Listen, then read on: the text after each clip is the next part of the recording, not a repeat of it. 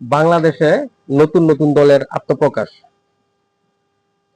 তাদের জন্য শুভকামনা রইল। আমি মনে করি 70-এর ঊর্ধ্বে যাদের বয়স, তাদের রাজনীতি ছেড়ে দেওয়া উচিত। কারণ কি জানেন, 70-এর ঊর্ধ্বের লোকগুলা আবল তাবল কথা কয়। এই যে কিছুদিন আগে শুনলাম একটাই কইতাছে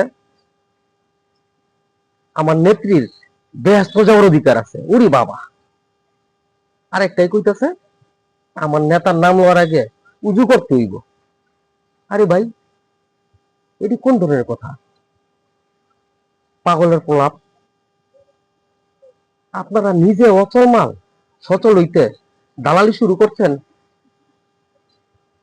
এটি প্রমাণ হয় বুড়া মানুষ দিয়া দেশ চলতো না ভাই।